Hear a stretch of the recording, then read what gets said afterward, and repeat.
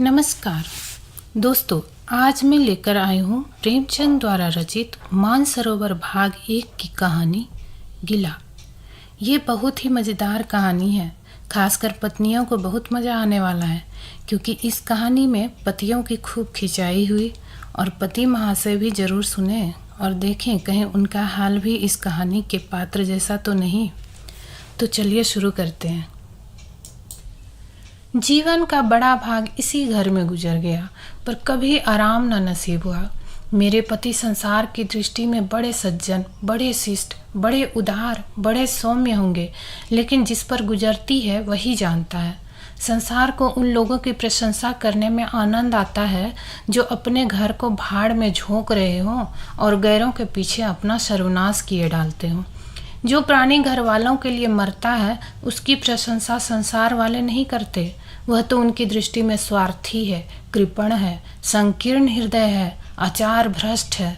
इसी तरह जो लोग बाहर वालों के लिए मरते हैं उनकी प्रशंसा घर वाले क्यों करने लगे। अब इन्हीं को देखो, सारे दिन मुझे जलाया करते हैं। मैं पर्दा तो नहीं करती, लेकिन सौदे सुलभ के लिए बाजार जाना बुरा मालूम होता है। और इनका यह हाल है कि चीज़ मंगवाओ तो ऐसी दुकान से ले आएंगे जहाँ कोई ग्राहक भूल कर भी न जाता हो। ऐसी दुकान पर तो न चीज़ अच्छी मिलती, न तौल ठीक होती, न दाम ही उचित होते। यह दोस्त न होते तो वह दुकान बदनाम ही क्यों होती। पर इन्हें ऐसी ही गई बीती दुकानों की चीज़ें लाने का मर्ज है। बार बार कह दिया साहब की चलती हुई दुकान से सौदे लाया करो, वहाँ माल अधिक खपता है, इसलिए ताज़ा माल आता रहता है। पर इनकी तो टुटपुंजिया से बनती है और वे उन्हें उल्टे छुरे से मूंदते हैं। गेहूँ लाएंगे तो सारे बाजार से खराब, घुना हुआ चावल ऐसा मोटा कि बैल भी न पूछे। दाल में कराई और कंकड़ भरे हुए, मानो लकड़ी जला डालो क्या मजाल की गले। घी लाएंगे तो आधा आधा तेल या 16 आने काटो जम, और जैसे दरअसल घी से एक छटाक कम। तेल लाएंगे तो मिलावट, बालों में डालो तो चिमट जाए, पर दाम दे आएंगे शुद्ध आंवले के तेल का। किसी चलती हुई नामी दुकान पर जाते तो इन्हें जैसे डर लगता है, शायद ऊंची दुकान और फीके पकवान के कायल है। मेरा अनुभव तो यह है कि नीची दुकान पर ही सड़े पकवान मिलते हैं। एक दिन की बात हो तो बर्दाश्त कर ली जाए, रोज रोज का टंटा नहीं सहा जाता। मैं पूछती हूँ, आखिर आप टूटपुंजियों की दुकान पर जाते ही क्यों हैं? क्या उनके पालन पोषण का ठेका तुम्ही ने लिया है? आप फरमाते हैं। मुझे देखकर सबके सब बुलाने लगते हैं। वाह क्या कहना है, कितनी दूर की बात कही है। जरा इन्हें बुला लिया और खुशामद के 2 शब्द सुना दिए, थोड़ी सी स्तुति कर दी, बस आपका मिजाज आसमान पर जा पहुंचा। फिर इन्हें सुध ही नहीं रहती है कि यहाँ कूड़ा करकट बांध रहा है या क्या। पूछती हूँ, तुम उस रास्ते से जाते ही क्यों हो? क्यों किसी दूसरे रास्ते से नहीं जाते? ऐसे उठाए गिरे को मुंह ही क्यों लगाते हो? इसका कोई जवाब नहीं। एक तो चुप 100 बाधाओं से हराती है। एक बार एक गहना बनवाने को दिया, मैं तो महाशय को जानती थी, इनसे कुछ पूछना व्यर्थ समझा। अपने पहचान के एक सुनार को बुला रही थी, संयोग से आप ही विराजमान थे। बोले यह संप्रदाय विश्वास की योग्य नहीं, धोखा खाओगी। मैं एक सुनार को जानता हूँ, मेरे साथ का पढ़ा हुआ, वर्षों साथ साथ खेले हैं, वह मेरे साथ चालबाजी नहीं कर सकता। मैंने भी समझा जब इनका मित्र है और वह भी बचपन का, तो कहाँ तक दोस्ती का हक न निभाएगा। सोने का एक आभूषण और 100 रुपये इनके हवाले किए। इस भले मानस ने वह आभूषण और रुपये न जाने किस बेईमान को दे दिए कि वर्षों के झंझट के बाद जब चीज़ बनकर आई तो 8 आने तांबा और इतनी भद्दी कि देखकर घिन लगती थी। वर्षों की अभिलाषा धूल में मिल गए, रो पीट कर बैठ रही। ऐसे ऐसे वफादार तो इनके मित्र हैं जिन्हें मित्र की गर्दन पर छुरी फेरने पर भी संकोच नहीं। इनकी दोस्ती भी उन्हीं लोगों से है जो जमाने भर के जट्टू, गिरहकट, लंगोटी में फाक खेलने वाले फके मस्त हैं, जिनका उद्यम ही इन जैसे आँख के धंधों से दोस्ती गांठना है। नित्य ही एक ना एक महाशय उधार मांगने के लिए सिर पर सवार रहते हैं और बिना लिए गला नहीं छोड़ते। मगर ऐसा कभी न हुआ कि किसी ने रुपये चुकाए हो। आदमी एक बार खोकर सीखता है, 2 बार खोकर सीखता है, किंतु यह भले मानस 1000 बार खोकर भी नहीं सीखते। जब कहती हूँ रुपये तो दे आए, अब मांग क्यों नहीं लाते? क्या मर गए तुम्हारे वह दोस्त? तो बस बगले झांक कर रह जाते हैं। आपसे मित्रों का सूखा जवाब नहीं दिया जाता। खैर, सूखा जवाब ना दो, मैं भी नहीं कहती कि दोस्तों से बेमुरवैती करो, मगर चिकनी चुपड़ी बातें तो बना सकते हो, बहाने तो कर सकते हो। किसी मित्र ने रुपये मांगे और आपके सिर पर बोझ पड़ा, बेचारे इनकार कैसे करे? आखिर लोग जान जाएंगे कि नहीं, यह महाशय भी खुखल ही है। इनकी हवस यह है कि दुनिया इन्हें संपन्न समझती रहे, चाहे मेरे गहने ही क्यों न गिरी रखने पड़े। सच कहती हूँ, कभी कभी तो एक एक पैसे की तंगी हो जाती है और इन भले आदमी को रुपये जैसे घर में काटते हैं। जब तक रुपये के वारे न्यारे न कर ले, इन्हें चैन नहीं। इनके करतूत कहाँ तक गाऊं? मेरी तो नाक में दम आ गया। एक न एक मेहमान रोज यमराज की भांति सिर पर सवार रहते हैं। न जाने कहाँ के बेफिक्रे इनके मित्र हैं। कोई कहीं से आकर मरता है, कोई कहीं से। घर क्या है, अपाहिजों का अड्डा है। जरा सा तो घर, मुश्किल से 2 पलंग, ओढ़ना बिछौना भी फालतू नहीं। मगर आप हैं कि मित्रों को निमंत्रण देने को तैयार। आप तो अतिथि के साथ लेटेंगे, इसलिए इन्हें चारपाई भी चाहिए, ओढ़ना बिछौना भी चाहिए, नहीं तो घर का पर्दा खुल जाता है मेरे बच्चे के सिर। गर्मियों में तो खैर कोई मुजायका नहीं, लेकिन जाड़ों में तो ईश्वर ही याद आते हैं। गर्मियों में भी खुली छत पर तो मेहमानों का अधिकार हो जाता है। अब मैं बच्चों को लिए पिंजड़े में पड़ी फड़फड़ाया करूं। इन्हें इतनी भी समझ नहीं कि जब घर की यह दशा है तो क्यों ऐसे को मेहमान बनाए जिसके पास कपड़े लत्ते तक नहीं। ईश्वर की दया से इनके सभी मित्र इसी श्रेणी के हैं। एक भी ऐसा माई का लाल नहीं जो समय पड़ने पर ढेले से भी इनकी मदद कर सके। 2-1 बार महाशय को इसका अनुभव अत्यंत कटु अनुभव हो चुका है, मगर इस जड़ भरत ने जैसे आंख न खोलने की कसम खा ली है। ऐसे ही दरिद्र भट्टाचार्यों से इनकी पड़ती है। शहर में इतने लक्ष्मी के पुत्र हैं, पर आपका किसी से परिचय नहीं। उनके पास जाते इनके आत्मा दुखती है। दोस्ती गांठेंगे ऐसी ही जैसे जिनके घर में खाने का ठिकाना नहीं। एक बार हमारा कहार छोड़कर चला गया और कई दिन कोई दूसरा कहार न मिला। किसी चतुर और कुशल कहार की तलाश में थी, किंतु आपको जल्द से जल्द कोई आदमी रख लेने की धुन सवार हो गई। घर के सारे काम पूर्ववत चल रहे थे, पर आपको मालूम हो रहा था कि गाड़ी रुकी हुई है। मेरा जूठे बर्तन मांजना और अपना साग भाजी के लिए बाजार जाना इनके लिए असह्य हो उठा। एक दिन जाने कहाँ से एक बांगड़ू को पकड़ लाए। उसकी सूरत कह देती हूँ कि जंगालू है, मगर आपने उसका ऐसा बखान किया कि क्या कहूँ। बड़ा होशियार है, बड़ा आज्ञाकारी, परले सिरे का मेहनती, गजब का सलीकेदार और बहुत ही ईमानदार। खैर, मैंने उसे रख लिया। मैं बार बार क्यों इनकी बातों में आ जाती हूँ, इसका मुझे स्वयं आश्चर्य है। यह आदमी केवल रूप से आदमी था, आदमियत के और कोई लक्षण उसमें न थे। किसी काम की तमीज नहीं। बेईमान न था, पर गधा अव्वल दर्जे का। बेईमान होता तो कम से कम इतनी तस्कीन तो होती कि खुद खा जाता है, अभागा दुकानदारों के हाथों लूट जाता था। 10 तक की गिनती उसे ना आती थी। 1 रुपया देकर बाजार भेजूं तो संध्या तक हिसाब न समझा सके। क्रोध पी पी कर रह जाती थी। रक्त खोलने लगता था कि दुष्ट के कान उखाड़ लूं, मगर इन महाशय को उसे कभी कुछ कहते नहीं देखा। डांटना तो दूर की बात है, आप नहा धोकर धोती छांट रहे हैं और वह दूर बैठा तमाशा देख रहा है। मैं तो बच्चा का खून पी जाती, लेकिन इन्हें जरा भी गम नहीं। जब मेरे डांटने पर धोती छांटने जाता भी तो आप उसे समीप न आने देते, बस उनके दोषों को गुण बनाकर दिखाया करते थे, और इस प्रयास में सफल न होते तो दोषों पर पर्दा डाल देते थे। मूर्ख को झाड़ू लगाने की तमीज न थी। मर्दाना कमरा ही तो सारे घर में ढंग का एक कमरा है, उसमें झाड़ू लगाता तो इधर की चीज़ उधर, ऊपर की नीचे, मानो कमरे में भूकंप आ गया है। और गर्द का यह हाल कि सांस लेना कठिन, पर आप शांतिपूर्वक कमरे में बैठें जैसे कोई बात ही नहीं।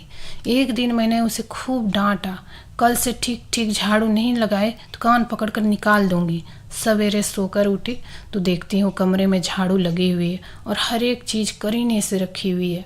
गर्द गुबार का नाम नहीं।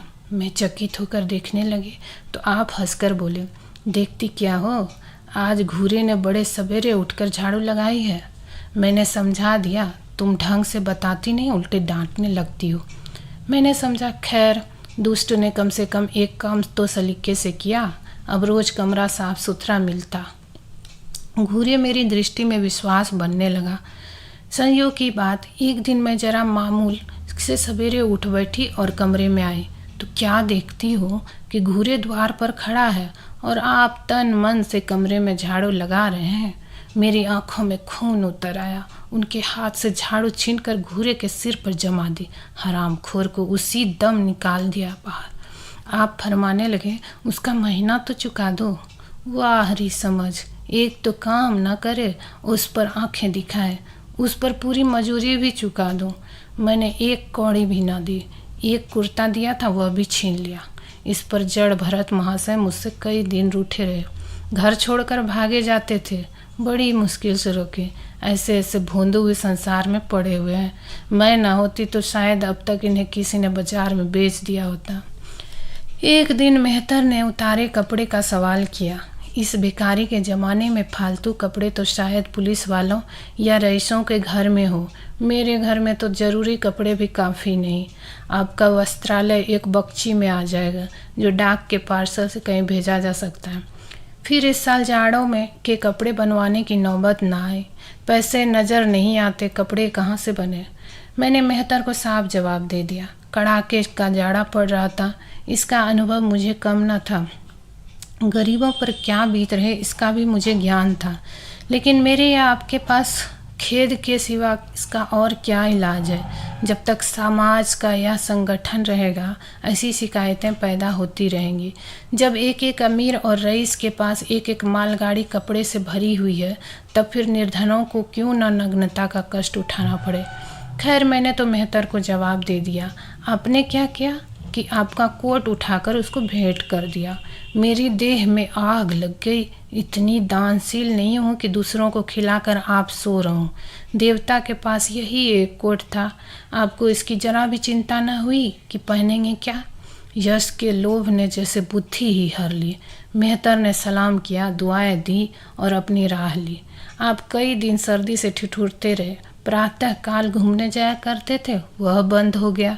ईश्वर ने उन्हें हृदय में भी एक विचित्र प्रकार का दिया है। फटे पुराने कपड़े पहनते आपको जरा भी संकोच नहीं होता। मैं तो लाज के मारे गड़ जाती, पर आपको जरा फिक्र नहीं। कोई हंसता है तो हंसे आपकी बला से। अंत में जब मुझसे न देखा गया तो एक कोट बनवा दिया। जी तो जलता था कि खूब सर्दी खाने दूं, पर डरी कि कहीं बीमार पड़ जाए तो और बुरा हो। आखिर काम तो उन्हीं को करना है।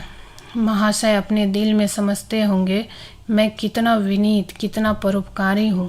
शायद इन्हें इन बातों का गर्व हो। मैं इन्हें परोपकारी नहीं समझती, ना विनीत ही समझती हूँ। यह जड़ता है, सीधी सीधी निरहता है। जिस मेहतर को आपने अपना कोट दिया उसे मैंने कई बार रात को शराब के नशे में मस्त झूमता देखा है और आपको दिखा भी दिया है। फिर दूसरों की विवेकहीनता की पूर्ति हम क्यों करें। अगर आप विनीत और परोपकारी होते तो घर वालों के प्रति भी तो आपके मन में कुछ उदारता होती। यह सारी उदारता बाहर वालों के लिए ही सुरक्षित है, घर वालों को उसका अल्पांश भी न मिलना चाहिए। मेरी इतनी अवस्था बीत गई, पर इस भले आदमी ने कभी अपने हाथों से मुझे एक उपहार भी न दिया। बेशक मैं जो चीज़ बाजार से मंगवाऊं उसे लाने में इन्हें जरा भी आपत्ति नहीं, बिल्कुल उज्र नहीं, मगर रुपये मैं दे दूं यह शर्त है। इन्हें खुद कभी यह उमंग नहीं होती। यह मैं मानती हूँ कि बेचारे अपने लिए भी कुछ नहीं लाते, मैं जो कुछ मंगवा दूँ उसी पर संतुष्ट हो जाते हैं, मगर आखिर आदमी कभी कभी शौक़ की चीज़ें चाहता ही है। अन्य पुरुषों को देखती हूँ स्त्री के लिए तरह तरह के गहने, भांति भांति के कपड़े, शौक श्रृंगार की वस्तुएं लाते रहते हैं। यहाँ इस व्यवहार का निषेध है। बच्चों के लिए भी मिठाइयाँ, खिलौने, बाजे शायद जीवन में एक बार भी न लाए हैं। शपथ भी खाली है इसलिए मैं तो इन्हें कृपण कहूँगी, आर्सिक कहूँगी, हृदय शून्य कहूँगी, उदार नहीं कह सकती। दूसरों के साथ इनका जो सेवा भाव है उसका कारण है इनका यश, लोभ और व्यवहारिक अज्ञानता। आपके विनय का यह हाल है कि जिस दफ्तर में आप नौकर हैं उसके किसी अधिकारी से आपका मेल जोल नहीं। अफसरों को सलाम करना तो आपकी नीति के विरुद्ध है। नज़र या डाली तो दूर की बात है, और तो और कभी किसी अफसर के घर नहीं जाते। इसका खामियाजा आप ना उठाए तो कौन उठाए। औरों को रियायती छुट्टियां मिलती है, आपका वेतन कटता है। औरों की तरक्कियां होती है, आपको कोई पूछता भी नहीं। हाजिरी में 5 मिनट की भी देर हो जाए तो जवाब पूछा जाता है। बेचारे जी तोड़ काम करते हैं, कोई बड़ा कठिन काम आ जाता तो इन्हीं के सिर मढ़ा जाता। इन्हें जरा भी आपत्ति नहीं। दफ्तर में इन्हें घिस्सू पिस्सू आदि उपाधियां मिली हुई, मगर पड़ाव कितना ही बड़ा, मारे इनके भाग्य में वही सूखी घास लिखी है। यह विनय नहीं, स्वाधीन मनोवृत्ति भी नहीं है। मैं तो इसे समय चातुरी का अभाव कहूँगी, व्यवहारिक ज्ञान की क्षति कहती हूँ। आखिर कोई अफसर आपसे क्यों प्रसन्न हो? इसलिए कि आप बड़े मेहनती हैं। दुनिया का काम मुरव्वत और रवादारी से चलता है। अगर हम किसी से खींचे रहे तो कोई कारण नहीं कि वह भी हमसे न खींचा रहे। फिर जब मन में क्षोभ होता है तो वह दफ्तरी व्यवहारों में भी प्रकट हो ही जाता है। जो मातहत अफसर को प्रसन्न रखने की चेष्टा करता है, जिसकी जात से अफसर का कोई व्यक्तिगत उपकार होता है, जिस पर वह विश्वास करता है, उसका लिहाज वह स्वभावतः करता है। ऐसे सिरागियों से क्यों किसी को सहानुभूति होने लगी? अफसर भी तो मनुष्य है। उसके हृदय में जो सम्मान और विशिष्टता की कामना है वह कहाँ पूरी हो? जब अधीनस्थ कर्मचारी ही उससे फिरंट रहे तो क्या उसके अफसर उसे सलाम करने आएंगे? आपने जहाँ नौकरी की वहाँ से निकाले गए। कभी किसी दफ्तर में 2-3 साल से ज़्यादा न टिके, या तो अफसर से लड़ गए या कार्याधिक्य के कारण छोड़ बैठे। आपको कुटुंब सेवा का दावा है। आपके कई भाई भतीजे होते हैं, वह कभी इनकी बात भी नहीं पूछते। आप बराबर उनका मुंह ताकते रहते हैं। इनके एक भाई साहब आजकल तहसीलदार हैं। घर की मिल्कियत उन्हीं की निगरानी में है। वह ठाठ से रहते हैं। मोटर रख ली है, कई नौकर चाकर हैं, मगर यहाँ भूले से भी पत्र नहीं लिखते। एक बार हमें रुपये की बड़ी तंगी हुई। मैंने कहा अपने भ्राता जी से क्यों नहीं मांग लेते?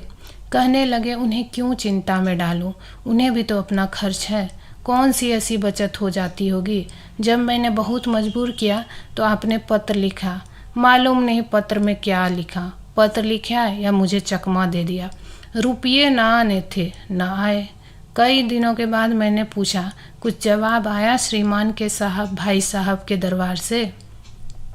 आपने रुष्ट होकर कहा, अभी केवल 1 सप्ताह तो खत पहुँचे हुए, अभी क्या जवाब आ सकता है? 1 सप्ताह और गुजरा, मगर जवाब नदारद। अब आपका यह हाल है कि मुझे कुछ बातचीत करने का अवसर ही नहीं देते। इतने प्रसन्न चित्त नजर आते हैं कि क्या कहूँ। बाहर से आते हैं तो खुश खुश, कोई न कोई शिकूफा लिए हुए। मेरी खुशामद भी खूब हो रही है। मेरे मैके वालों की प्रशंसा भी हो रही है। मेरे गृह प्रबंध का बखान भी असाधारण रीति से किया जा रहा है। मैं इस महाशय की चाल समझ रही थी। यह सारी दिलजोई केवल इसलिए थी कि श्रीमान के भाई साहब के विषय में कुछ पूछ न बैठूं। सारे राजनीतिक, आर्थिक, सामाजिक, आचारिक प्रश्नों की मुझसे व्याख्या की जाती थी, इतने विस्तार और गवेषणा से के साथ कि विशेषज्ञ भी लोहा मान जाए, केवल इसलिए कि मुझे वह प्रसंग उठाने का अवसर न मिले। लेकिन मैं भला कब झुकने वाली थी? जब पूरे 2 सप्ताह गुजर गए और बीमे के रुपये भेजने की मिति मिली, मौत की तरह सिर पर सवार हो गए, तो मैंने पूछा, क्या हुआ? तुम्हारे भाई साहब ने श्रीमुख से कुछ फरमाया या अभी तक पत्र नहीं पहुंचा? आखिर घर की जायदाद में हमारा भी कुछ हिस्सा है या नहीं? या हम किसी लौंडी दासी की संतान हैं? 500 रुपये साल का नफ़ा तो 10 साल पहले था, अब तो 1000 से कम ना होगा। पर हमें कभी एक कानी कौड़ी भी नहीं मिली। मोटे हिसाब हमें 2000 मिलना चाहिए। 2000 ना हो, 1000 हो, 500 हो, 250 हो, कुछ न हो तो बीमा प्रीमियम भर के तो हो। तहसीलदार साहब की आमदनी हमारी आमदनी की चौगुनी है, रिश्वतें भी लेते हैं, तो फिर हमारे रुपये क्यों नहीं देते? आप हैं हाँ हाँ करके कहने लगे वह बेचारे घर की मरम्मत करवाते हैं, बंधु बांधवों का स्वागत सत्कार करते हैं, नातेदारियों में भेंट भाट भेजते हैं, और कहाँ से लावे जो हमारे पास भेजे। वाह हरी बुद्धि! मानो जायदाद इसलिए होती है कि उसकी कमाई उसी में खर्च हो जाए। इस भले आदमी को बहाने गढ़ने भी नहीं आते। मुझसे पूछते, मैं एक नहीं 1000 बता देती।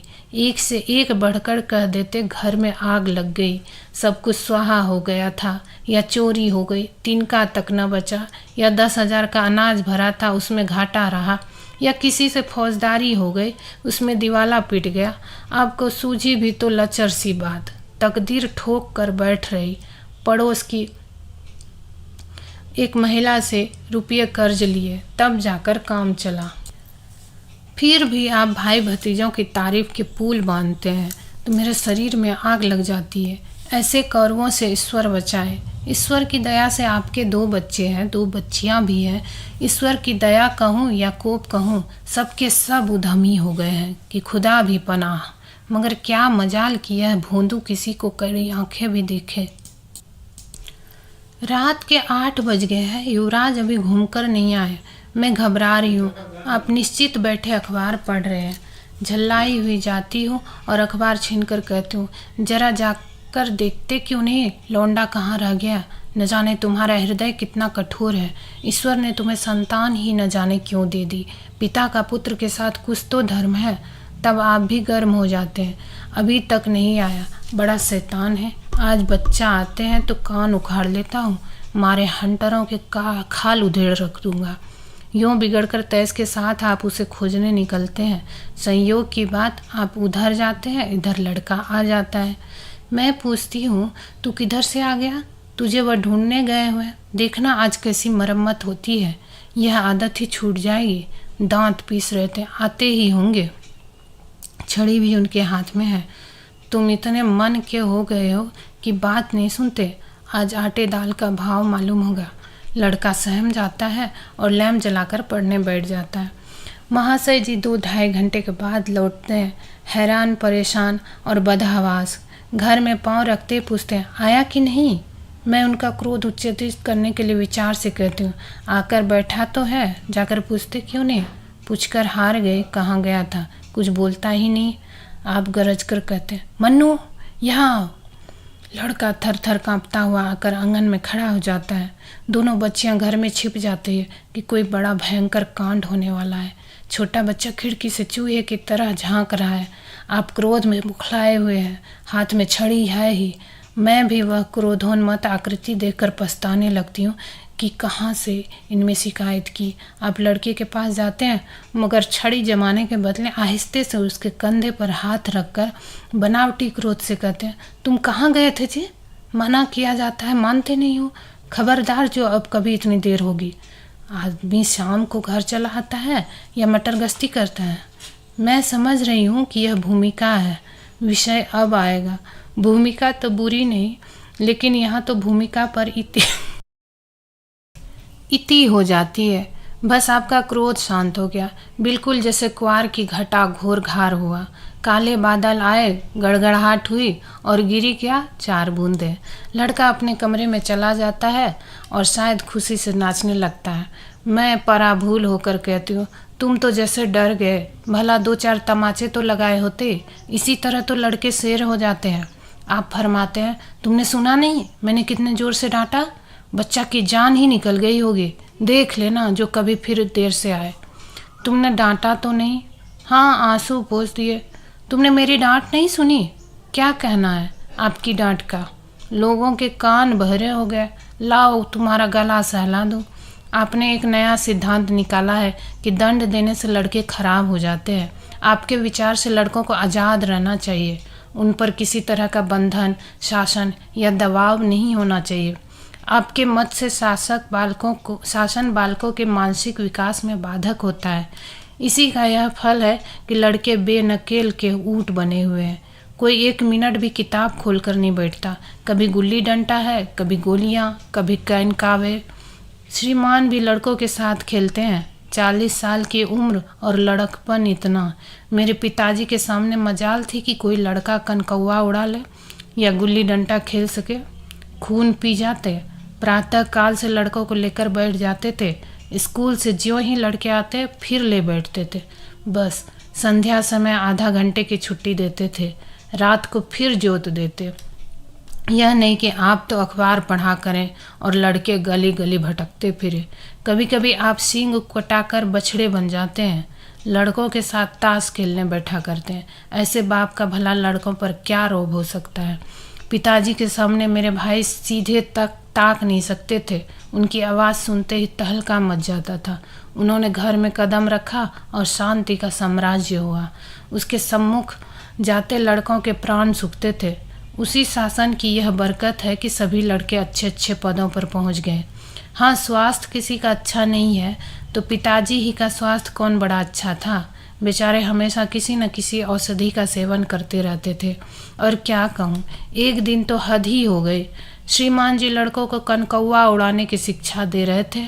यूँ घुमाओ, यूँ गोता दो, यूँ खींचो, यूँ ढील दो, ऐसा तन मन से सिखा रहे थे मानो गुरु मंत्र दे रहे हों। उस दिन मैंने इनकी ऐसी खबर ली कि याद करते होंगे। तुम कौन होते हो मेरे बच्चे को बिगाड़ने वाले?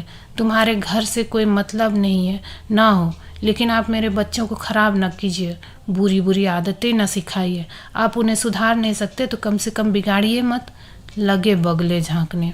मैं चाहती हूँ एक बार यह भी गर्म पड़े तो अपना चंडी रूप दिखाऊं, पर यह इतना जल्द दब जाते हैं कि मैं हार जाती हूँ।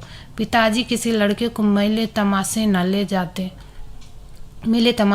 जाते थे। लड़का सिर पटक कर मर जाता था मगर जरा भी न पसीजते थे। और इनकी महात्मा जी का यह हाल है कि एक एक से पूछ कर मेले ले जाते हैं। चलो चलो, वहाँ बड़ी बहार है, खूब आतिशबाजियाँ छूटेंगी, गुब्बारे उड़ेंगे, विलायती चरखियाँ भी हैं, उन पर मज़े से बैठना। और तो और आप लड़कों को हॉकी खेलने से भी नहीं रोकते। यह अंग्रेजी खेल भी कितने जानलेवा होते हैं। क्रिकेट, फुटबॉल, हॉकी एक से एक घातक। गेंद लग जाए तो जान लेकर ही छोड़े। पर आपको इन सभी खेलों से प्रेम है। कोई लड़का मैच में जीत कर आ जाता है तो ऐसे फूल उठते हो मानो किला जीत कर आया हो।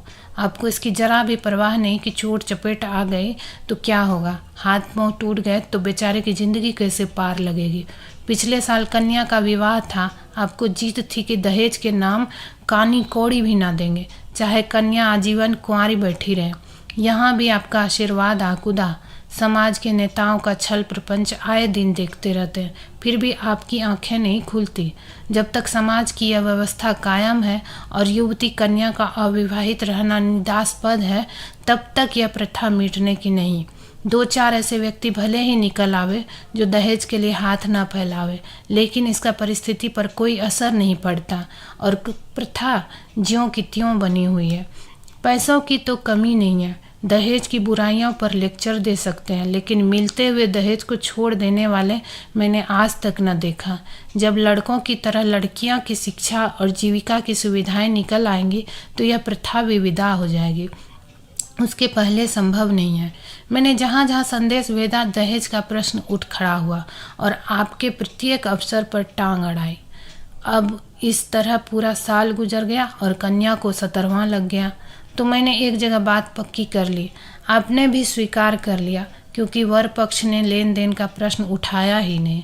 हालांकि अंतःकरण में उन लोगों को पूरा विश्वास था कि अच्छी रकम मिलेगी और मैंने भी तय कर लिया था कि यथाशक्ति कोई बात उठा न रखूंगी। विवाह के सकुशल होने में कोई संदेह न था, लेकिन इन महाशय के आगे मेरी एक न चली। यह प्रथा निंद्य है, यह रस्म निरर्थक है। यहाँ रुपये की क्या ज़रूरत, यहाँ गीतों का क्या लाभ। नाक में दम था।